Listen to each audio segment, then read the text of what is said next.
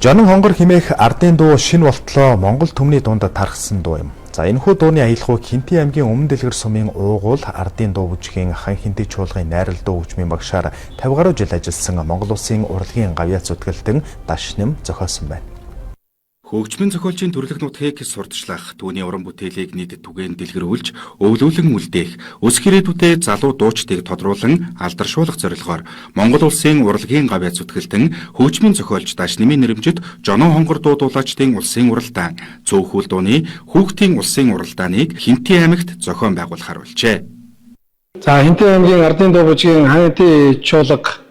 Хинтээ аймагт соёл урлагийн байгууллага үүсч өгсөний 100 жилийн ог тохиолдуулан хан Хинтээ чуулгасаа төрөн гарсан алдарсан Монгол Улсын урлагийн гавьяа зүтгэлтэн хөгжмийн зохиолч Лүндгийн Дашнимын нэрэмжит дуу дуулаачдын улсын уралдааныг бол Хинтээ аймагта энэ оны 5 дугаар сарын 15-16-ны өдрүүдэд зохион байгуулахаар бэлтгэл бол хангаад ингээ ажиллаа явж байна. За энэхүү уралдаан маань мэрэгжлийн болон сонирхогчдын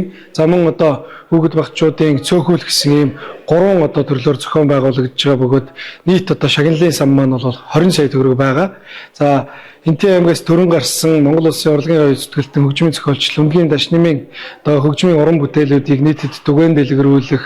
сурталчлан таниулах, түүний одоо төрсөн нутгийг бас улсын хэмжээнд сурталчлах ийм зорилготой мөн одоо залуу дуучид уран бүтээлчдийг төрүүлэн гаргах, тэдний одоо уран бүтээл, уран санг баяжуулах ийм зорилготойгоор зохион байгуулагдаж байгаа. Энэхүү одоо улсын уралдаанд маань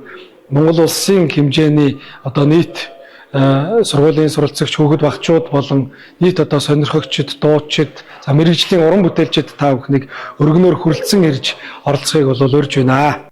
Монгол Улсын урлагийн гавьяа зүтгэлтэн хөгжмийн зохиолч Дашним 300 гаруй уран бүтээл төрөвж олныг хүртэл болгосноос адуучдыг авхаа ятга морин хурд зориулсан бүтээл нь 1978 онд Болгор улсад болсон олон улсын наадмаас тэргүүн шагнал хүртэж байжээ. Мөн Жонон хонгор дууг нь гадаадын олон орны уран бүтээлчид урын санд оруулж байсны нэг нь Польшийн дуучин Ана Герман 1977 онд дууснаар бичлэгт үлдсэн байдаг.